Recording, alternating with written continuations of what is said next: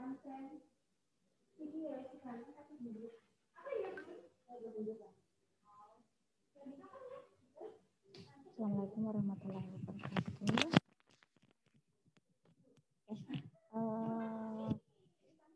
Hari ini kita akan membahas pertemuan perdana ini dengan saya di Palliative Care Death and Dying.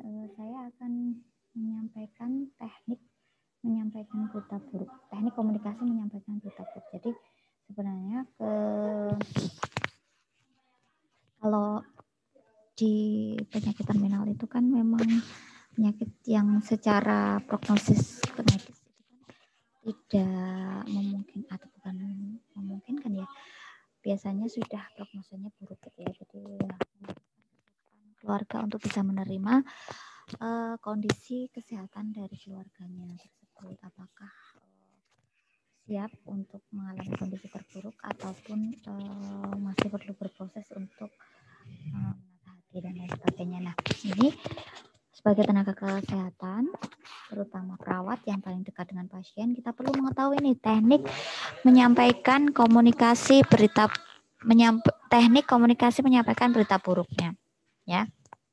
Nah, sebelum kita mulai, terkadang kita dihadapkan dalam situasi dilema di mana kondisi keluarga sendiri juga sebenarnya sudah belum siap untuk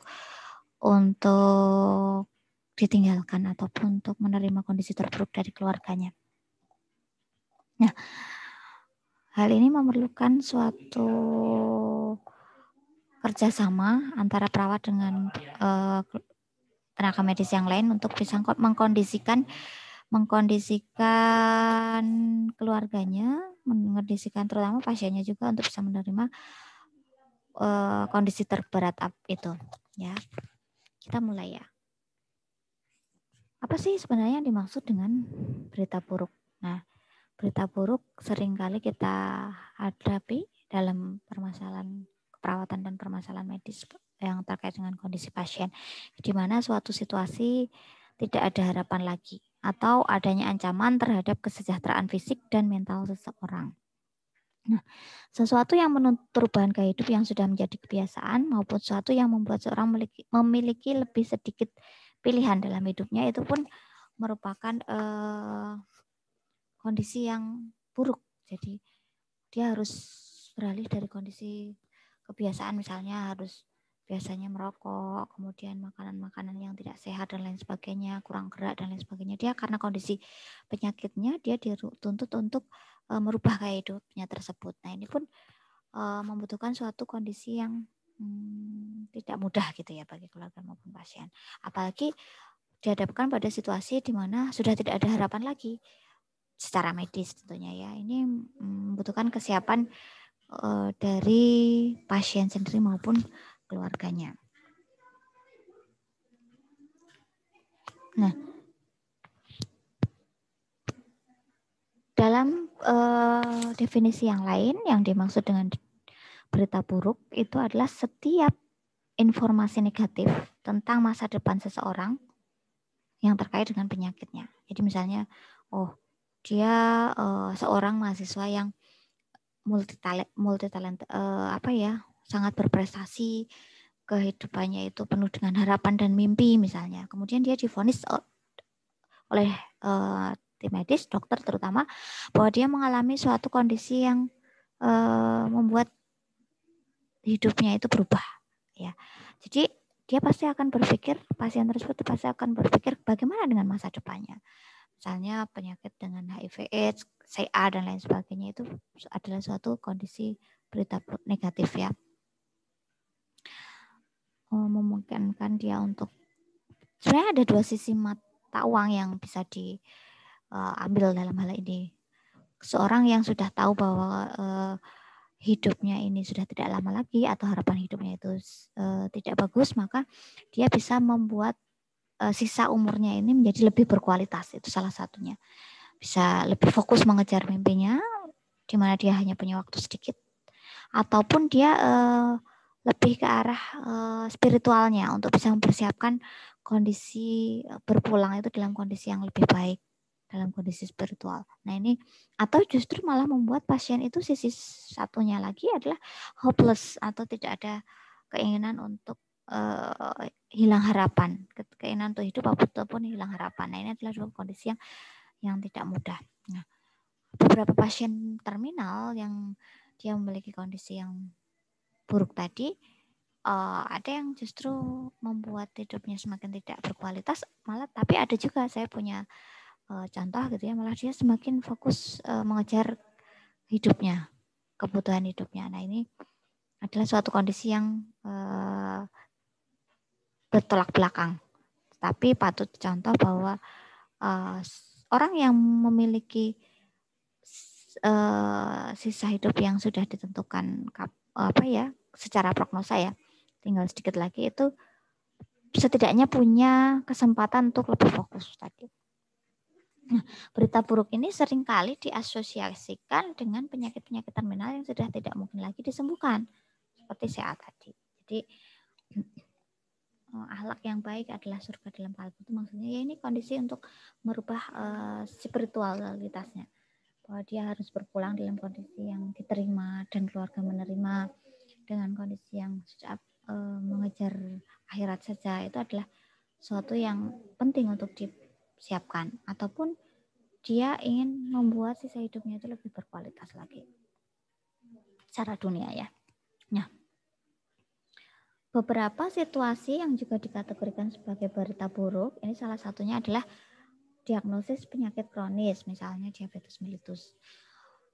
Penyakit DM itu kan suatu kondisi yang membuat seseorang tuh harus merubah pola hidup, dari cara makan, olahraganya, kemudian jadwal makannya dan lain sebagainya. Itu harus disesuaikan karena DM kan penyakit yang dia harus beradaptasi selama hidupnya terhadap kondisi tersebut, tidak bisa disembuhkan atau terminal gitu ya, atau suatu kecacatan atau hilangnya suatu fungsi, misalnya impotensi, hemiplegi dan kebutaan. Cacat atau hilangnya suatu fungsi, misalnya impotensi, seorang laki-laki yang baru menikah misalnya, kemudian dia ingin membangun mimpi-mimpi hidupnya dengan pasangannya, kemudian dia diidentifikasi bahwa dia impotensi setelah 2 tahun menikah tidak mempunyai anak misalnya. Nah, itu kan suatu kondisi yang membuat secara seksualitas, secara harga diri sebagai lelaki, pastinya dia akan merasa ada yang kurang atau cacat gitu ya, karena tidak bisa memberikan keturunan misalnya, atau hemiplegi, di mana kelumpuhan ya, atau parese.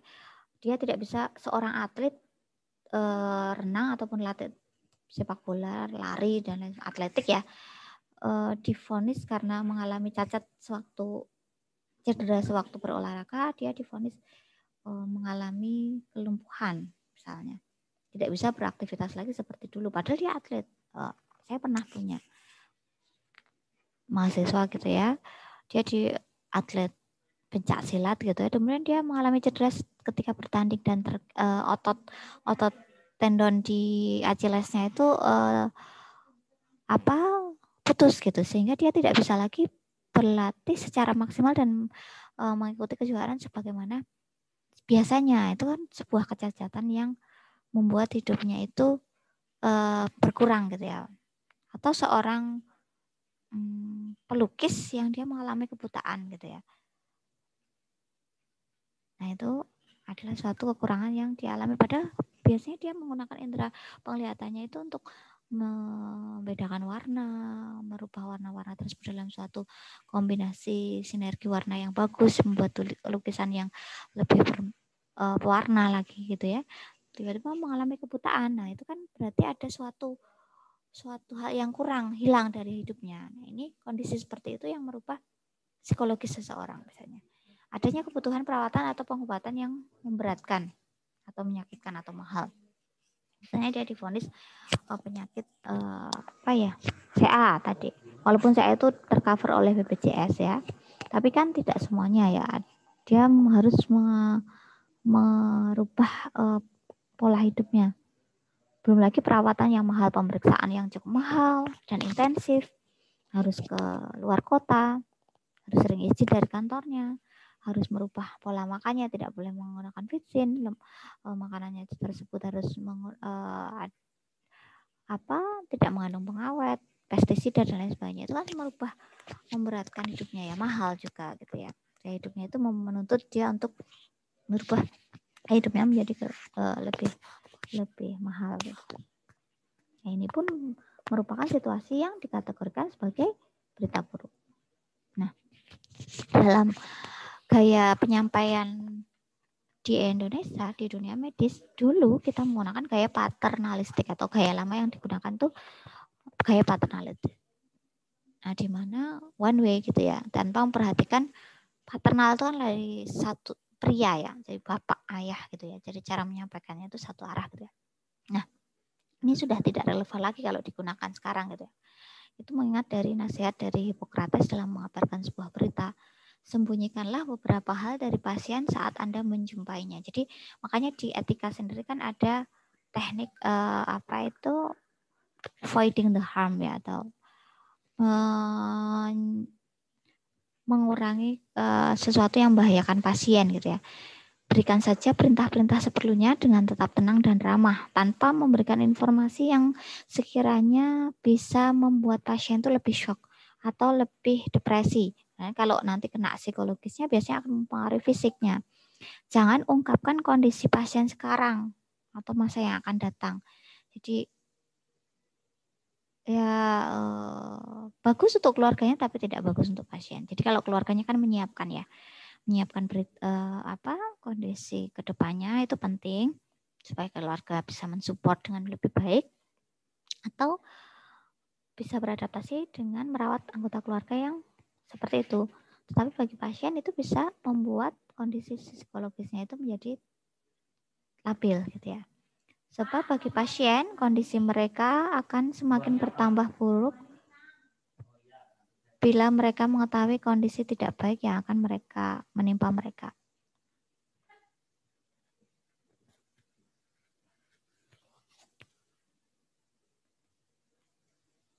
Jadi untuk menyampaikan kepada pasiennya ini justru kadang kita melihat sikonnya.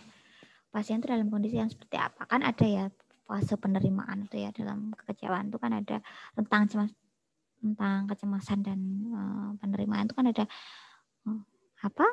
anger, bargaining dan lain sebagainya sebelum kondisi acceptance, menerima. Nah, dilihat dalam kondisi pasien itu sekarang dalam kondisi apa? Apakah dia masih menolak, denial, anger, atau sudah bargaining? Kalau sudah masuk bargaining sih, apalagi sudah acceptance, insya Allah lebih mudah menyampaikan. Tapi kalau masih denial atau anger lah, susah itu. Nunggu situasi di mana pasien lebih tenang dan lain sebagainya. Nah, dalam menyampaikan berita buruk, kita sudah meninggalkan gaya lama tadi ya, yang hanya satu arah, hanya dari dokter atau dari perawat saja, tidak memperhatikan kondisi pasien dan lain sebagainya. Nah, ini kita sudah meninggalkan itu karena mengacu pada kode etik dari Asosiasi Medis Amerika tahun 1847, di mana kehidupan orang sakit dapat dipersingkat tidak hanya oleh tindakan, tapi juga oleh kata-kata ataupun perilaku petugas kesehatan. Jadi ada curhatan pasien dan keluarga gitu ya. Kalau periksa di situ tuh malah ditakut-takuti gitu. Nah, itu kan jadi membuat tidak mau periksa lagi. Atau malah justru dikasih harapan-harapan di masa depan. Ibu memang kondisi ini tidak mudah, tapi ibu masih bisa membuat anak ibu atau hidupnya itu lebih berwarna dengan cara apa. Nah, gitu. Jadi kata-kata kita itu bisa malah menjadi pisau yang membuat pasien tersebut tambah drop atau mempersingkat hidupnya tadi. Oleh karena itu, merupakan sebuah tugas bagi petugas kesehatan untuk menjaga dirinya sendiri dengan hati-hati dalam hal ini. Dan untuk menghindari segala sesuatu yang memiliki kecenderungan itu membuat pasien putus asa dan tertekan semangatnya. Jadi tugas seorang perawat itu tidak hanya merawat ya, tapi mendampingi pasien dalam kondisi-kondisi tertentu. Contohnya seperti ini. Hati-hati dalam menyampaikan hal ini untuk menghindari segala sesuatu yang memiliki kecenderungan yang malah membuat pasien tersebut putus asa dan tertekan, apalagi Mengapa penting mengungkapkan informasi atau berita buruk pada pasien tersebut? Mengapa penting? Nah, sebagian besar pasien memang ingin mengetahui apa yang sedang terjadi. Jadi hak pasien sebenarnya untuk tahu apa kondisinya itu hak pasien memang. Dia mempunyai hak untuk mengetahui kondisinya. Nah, kepentingan lagi yang kedua adalah sebagian besar pasien yang mengetahui kemungkinan apa saja yang bisa terjadi pada dirinya, termasuk terapi apa saja yang bisa diperoleh atau prognosis dan efek samping terapinya. Nah, sebagian besar pasien ini ingin mengetahui kalau saya terkena suatu kondisi tersebut, apa yang bisa saya lakukan selanjutnya, termasuk apa saja yang bisa diperoleh dan efek samping dari terapi yang saya dapatkan misalnya. Nah, itu perlu diberikan dan alasan kenapa ini harus diungkapkan. Atau ketika dokter itu memutuskan untuk petugas kesehatan itu memutuskan untuk menahan informasi dari seorang pasien, itu berarti sudah mengurangi hak otonomi pasien tersebut. Jadi kan hak otonomi itu memutuskan apakah dengan kondisi tersebut akan melanjutkan terapi atau tidak, gitu ya misalnya. Atau memutuskan dengan keluarganya setelah bonding dan sebagainya akan tetap mempertahankan hidupnya itu dengan tindakan apapun yang disarankan. Itu ada pilihan-pilihan yang menjadi hak pasien. Tapi jika tidak diberitahukan, jadi hak otonomi untuk memutuskan tersebut hilang. Kepentingan yang keempat adalah apabila pasien akhirnya mengetahui bahwa ternyata ada informasi yang tidak diberikan padanya, maka akan membuat hilanglah rasa kepercayaan diri terhadap petugas kesehatan ataupun dokter tadi. Juga kenapa seperti itu kok tidak diberitahukan sebelumnya?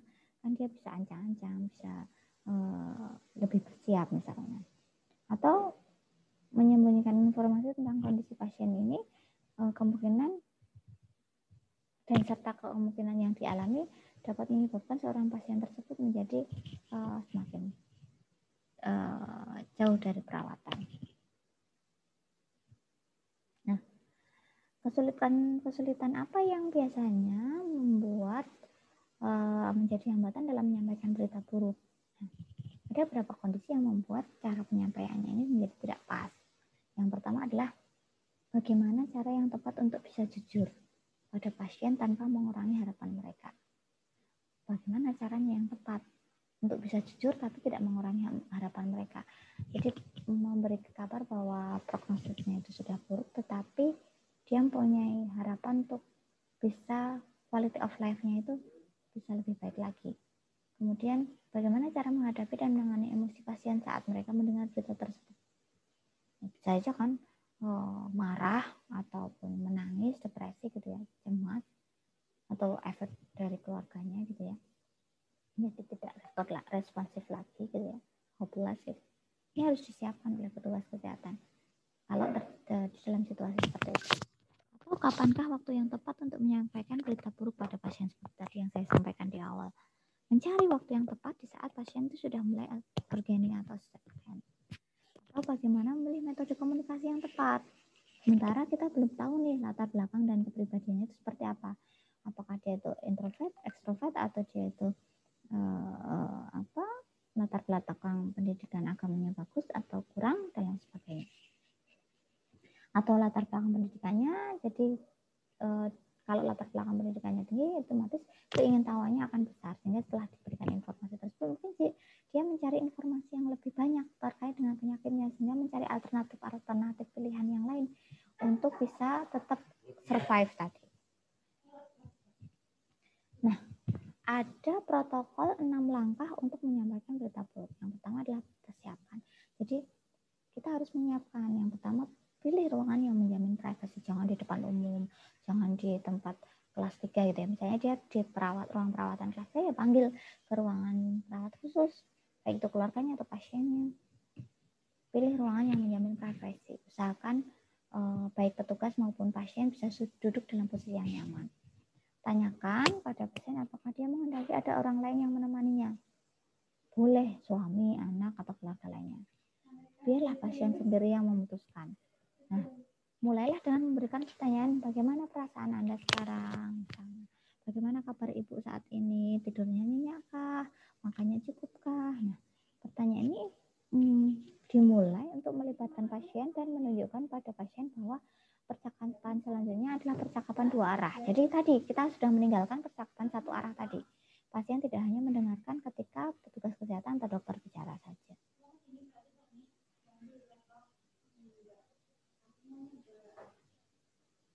Yang kedua adalah mencari tahu sebanyak apa informasi yang sudah dimiliki pasien. Ini teknik yang kedua. Mulailah mengajukan pertanyaan untuk menggali informasi dari pasien supaya Anda dapat mulai memahami. Jadi prior knowledge-nya. Sebenarnya pasien itu sudah tahu apa sih, seberapa banyak sih tentang informasi yang sudah kita miliki. Apakah pasien sebenarnya sudah tahu mengenai penyakitnya? Misalnya, saya menderita kanker paru, saya menderita pembedahan, saya memerlukan pembedahan, saya menderita suatu penyakit kronis yang membutuhkan perawatan mahal, misalnya leukemia dan lain sebagainya. Sebenarnya sudah tahu misalnya, atau belum? Nah, seberapa banyak dia tahu? Dari mana dia tahu? Apakah dia googling atau ada diberitahu oleh dokter sebelumnya, dokter yang lain yang mengatakan ada suatu kelainan yang ditemukan dalam hasil ronsennya, misalnya, atau ada kelainan dalam darah saya, tapi saya belum paham itu apa misalnya. Kan jadi sebenarnya dia sudah mendapatkan informasi walaupun tidak tuntas, gitu ya. Kemudian kita perlu mengetahui tingkat pengetahuan pasien. Misalnya, ada yang bertanya, dok atau Pak perawat, saya terkena adenokarsinoma T2N0 misalnya. Ini kan derajat CA ya.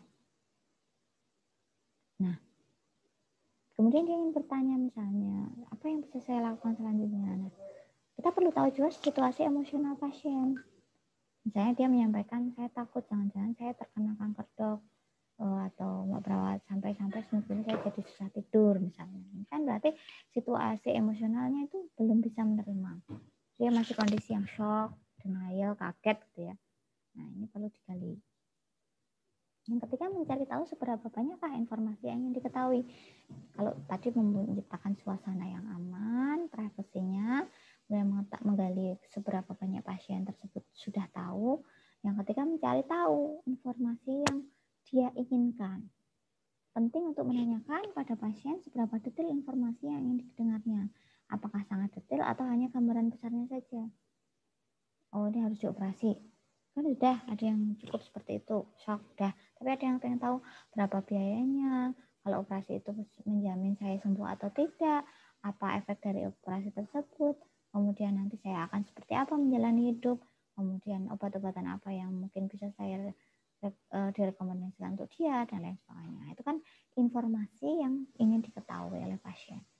Perlu diperhatikan bagaimana cara bertanya dan kemungkinan reaksi pasien. Setiap pasien itu berbeda, tidak akan sama. Bahkan pada pasien yang sama kemungkinan akan berubah permintaannya selama dalam satu sesi percakapan. Dalam kondisi pasiennya sama, kondisinya itu bisa berbeda reaksinya. Ya. Beberapa pertanyaan yang sering digunakan pada tahap ini misalnya, Bapak atau Ibu bila nanti situasi atau kondisinya atau hasil tesnya menunjukkan sesuatu yang lebih serius, yang membahayakan, apakah nanti saya bisa memberitahukan pada panjenengan misalnya mengenai masalah tersebut? Ini ditanya dulu. Apakah saya bisa menjelaskan secara rinci atau Anda ingin hanya tahu garis besarnya saja? Atau misalnya hasil tesnya nanti sudah keluar, apakah ini bisa menjelaskan apakah saya nanti bisa menjelaskan kepada Ibu atau Bapak yang Bapak Ibu inginkan kondisi tersebut? Apakah saya bisa menjelaskan secara detail kondisi Anda pada keluarganya? Apakah boleh diberitahukan kepada keluarganya misalnya? Nah, misalnya kan ada seorang pasien yang tidak ingin memberatkan keluarganya sehingga menyembunyikan kondisinya tersebut gitu ya. Nah, ini kan harus ditanyakan dulu kepada pasiennya. Yang keempat adalah berbagi informasi. Ini actionnya di sini. Penting untuk mempersiapkan segala data sebelum Anda bertemu dengan pasien. Topik pada tahap ini biasanya adalah mengenai diagnosis atau terapinya, penanganan, prognosis, serta dukungan. Jadi kumpulkan informasi sebanyak mungkin jika ingin bertemu dengan pasien. Serta dukungan fasilitas apa saja yang diperoleh dari pasien dan keluarganya. Jadi ini sudah terminal. Kalau nanti atau prognosisnya jelek, nanti Ibu bisa berdatang pelayanan kesehatan ini bisa berobat, apakah ini sudah sampai sini aja atau mau dilanjutkan dan sebagainya, itu perlu disampaikan.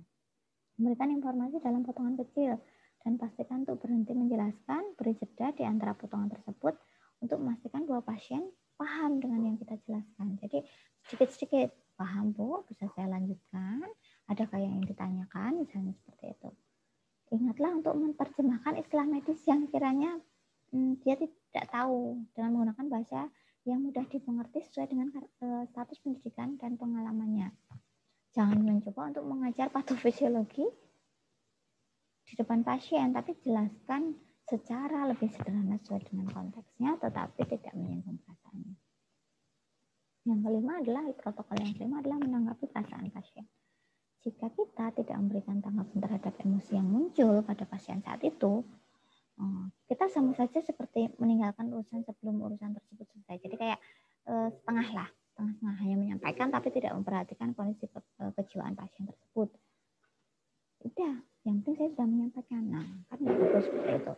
Selain itu, Anda juga bisa dianggap sebagai dokter yang atau petugas kesehatan yang tidak memiliki kepedulian terhadap pasien, tidak mempedulikan perasaan pasien. Jadi memang harus digali. Saya paham bahwa Bapak atau shock, kemudian Bapak terkejut, tapi nanti kita masih bisa melanjutkan pengobatannya dengan tahap yang lebih detail lagi misalnya. Yang keenam adalah perencanaan dan tindak lanjutnya apa setelah itu. Pada titik ini kita perlu mensintesis rasa kekhawatiran pasien dan isu-isu medis ke dalam rencana konkret yang dapat dilakukan dalam rencana perawatan. Buatlah rencana langkah itu dan berikan penjelasan yang lengkap pada pasien tentang apa saja yang harus dilakukan pada tiap langkah tersebut dan apa saja yang mungkin terjadi dan apa saja yang bisa membantu mengatasinya bila ternyata muncul hal yang tidak diinginkan. Nah, ini perlu perencanaan tindak lanjut. Jika penjelasan yang lengkap itu sudah diberikan, kemudian langkah-langkah apa saja yang mungkin bisa diambil dengan lebih detail lagi. Nah, itu cara penyampaian protokol penyampaian berita buruk. Kita sekarang akan membahas hal-hal yang dianggap penting oleh pasien dalam penyampaian berita buruk. Yang pertama, isinya itu harus diperhatikan. Yang dimaksud di sini adalah apa saja yang dibicarakan dan seberapa banyak informasi atau keterangan yang diberikan oleh petugas kesehatan, itu harus diperhatikan. Item ini sangat berhubungan dengan anggapan atau kepercayaan pasien terhadap kompetensi dari tenaga kesehatan atau dokter di bidangnya.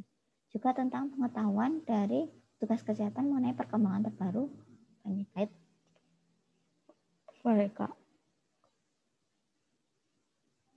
Yang kedua adalah support.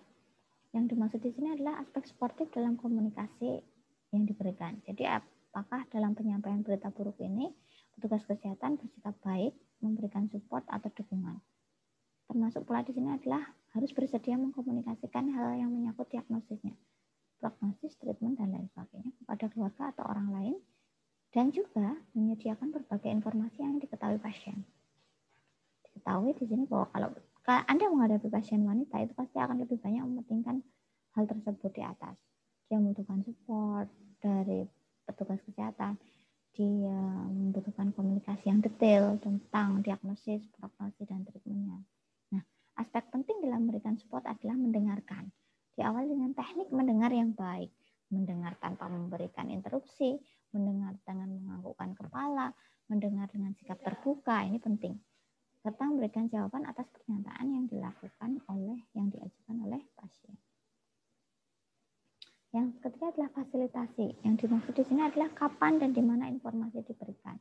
Apakah dalam ruangan dengan privasi yang cukup, diperhatikan pasien dengan sungguh-sungguh, tidak sambil lalu saja.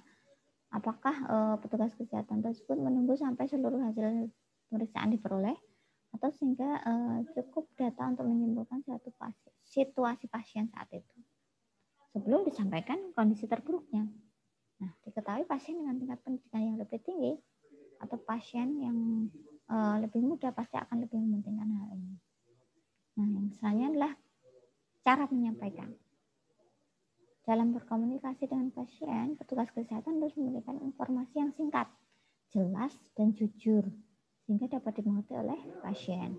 Maka perlu diperhatikan intonasi yang lembut, dengan mendengarkan pasien, memberikan support, dan meyakinkan pasien dalam menjalani terapi tanpa melakukan kontak fisik.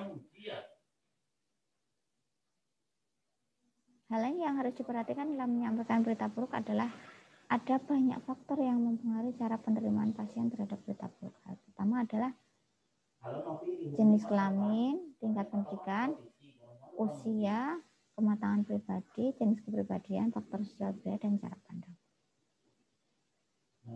Kesalahan umum yang dilakukan dalam menyampaikan berita buruk yang pertama adalah menyampaikan berita buruk bukan di tempat yang menjamin privasi tadi. Adanya interupsi. Misalnya tadi tempat yang tidak menjamin privasi itu misalnya di lorong rumah sakit ataupun di depan IGD.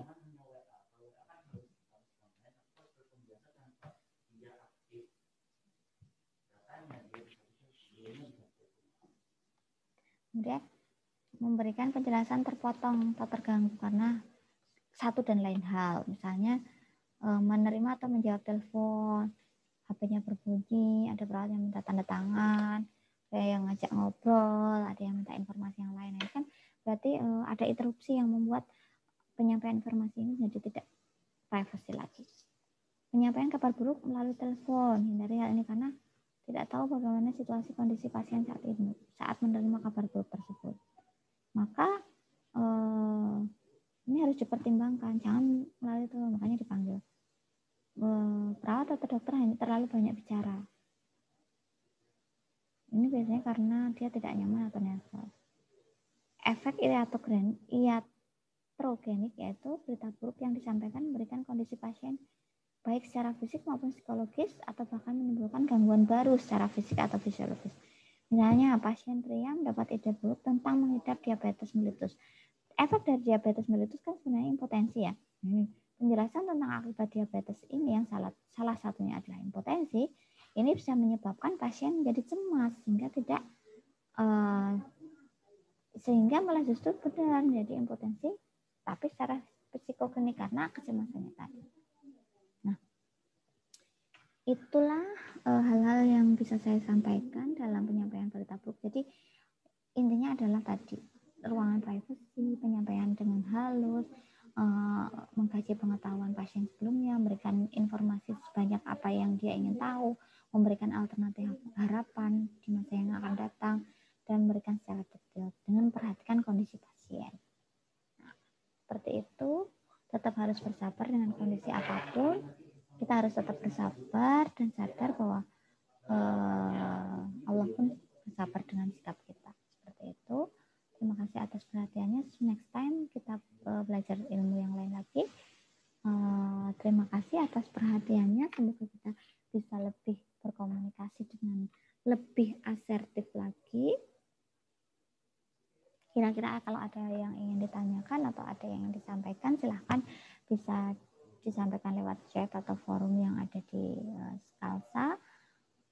Intinya sebagai perawat ataupun petugas kesehatan yang berada di samping klien, kita tetap harus perhatikan kondisi kejiwaan pasien tadi. Memperhatikan kondisi keluarganya secara psikologis, secara umur. Kalau misalnya tadi yang umurnya masih muda ya berarti dia harus melibatkan keluarga. Tingkat pendidikannya seperti apa, latar belakang spiritualnya seperti apa, latar belakang emosinya seperti apa. Itu harus diperhatikan. Apakah dia